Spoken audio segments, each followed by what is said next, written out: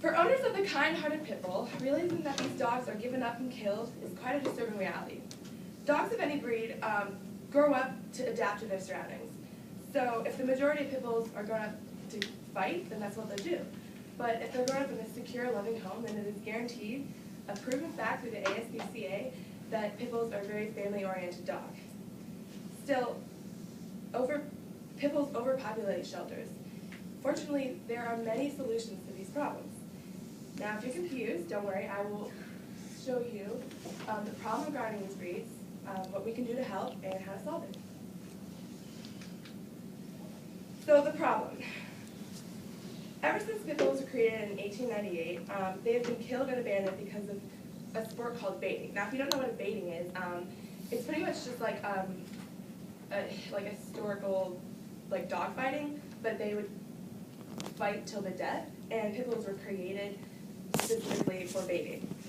Not so short after it was banned, yet since then pit bulls continue to still have a bad rep.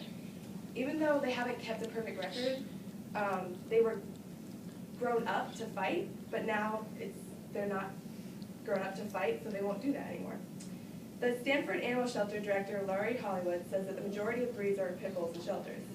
People purposely avoid dogs that resemble pit bulls because society only broadcasts negative things. So like these pictures up here, the main idea is that easier dead than fed, so there's so many pit bulls in shelters that they can't even keep them alive. So even if we still know these facts, it's unpredictable to own a pit bull, so that's why people don't usually buy pit bulls in shelters. Hence the large amount in shelters. Adopt a Dog in Connecticut and New York says that 75% of dogs in shelters are pit bulls.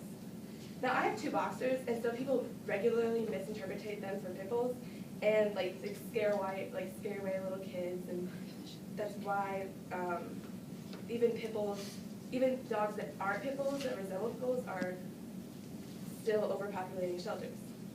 Now, another big problem is that the pit bull community hasn't changed. Their bad rep has been going on for over 100 years, and while dogs have changed, the community's view hasn't.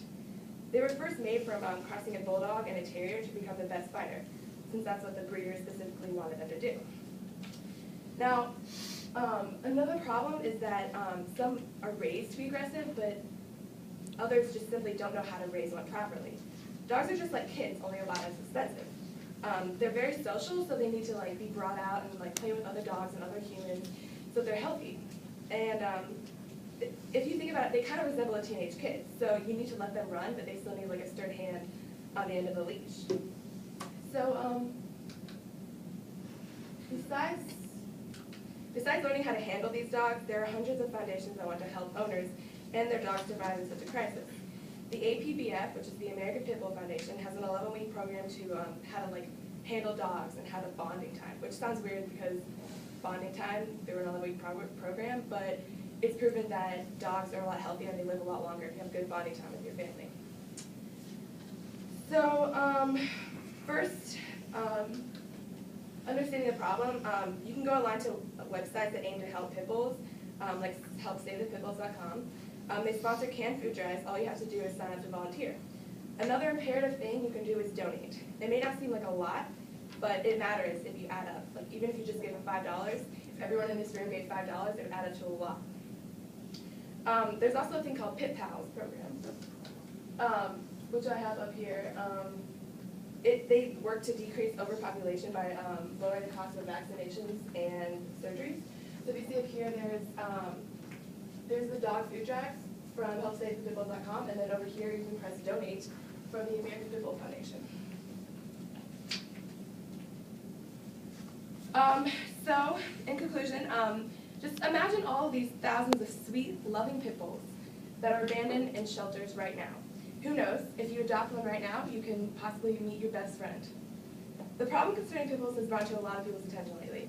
I bet you might have all heard of the Michael Vick's, pit bull incident where he's fighting, and there's a lot of families that have killed, that have pit bulls and they've fought the little kids, but it's still not such a problem now than it was before.